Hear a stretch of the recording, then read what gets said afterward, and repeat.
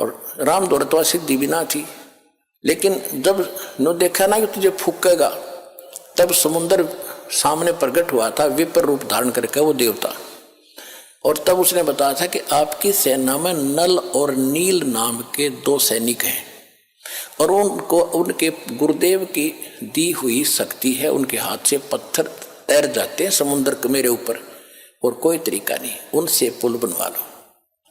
अब वो नल नील कौन थे? त्रेता युग में परमात्मा 4 युगों में आए हैं। सतयुग में सत सुकृत का टेरा, त्रेता नाम मुनिंदर मेरा, द्वापर में करुणा में कहाया, और कलयुग नाम कबीर धराया। तो मुनिंदर नाम ऋषि से आए थे।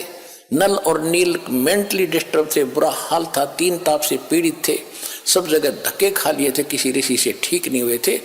परमात्मा मुनिंदर उर्फ कबीर जी की आशीर्वाद मात्र से वो स्वस्थ हो गए थे।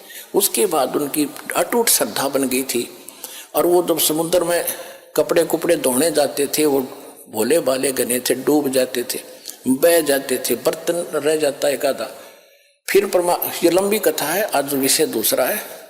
तो परमेश्वर कबीर जी ने नल नील को आशीर्वाद दे दिया था कि तुम्हारे हाथ से बेटा अब कोई वस्तु जल में नहीं डूबेगी। तो वो उनके पास वरदान मालिक का था। तो हल्दी की गांठ से ऊपर सारी पा के गए। नल नील ने उस दिन अपनी महिमा इतनी मान ली, गुरु जी भी भूल गए, याद नहीं किया परमात्मा को। और रामचंद्र के पूछने पर भी क्यों तुम्हारे पास वो ताकत है? कहाँ जी है। तो तब कहा दिखाओ, परीक्षण करो। वो पत्थर ठा कर रखे, दोनों डूब गए, दोनों आके फिर ठा कर रखे, फिर डूब गए। जब समुद्र ने कहा कि तुमने अपना गुरु जी भूल गए, मूर्खो, याद करो गुरु भूल कर तुम कैसे सफल हो गए। तब उनको याद किया वो वचन जो उसने भराया था कि मेरा पुत्र जाएगा, पुल नहीं बनेगा बनवाना। मुनिंदर ऋषि वहां परमात्मा ऋषि रूप में प्रकट हुए, और तब कहा था कि जाओ ये पहाड़ जो है ना, ये 7 वाला पहाड़, इसके चारों तरफ मैंने एक रेखा खींच दी सोटी से, इसके बीच के पत्थर उठाओ, सब हल्के हो गए।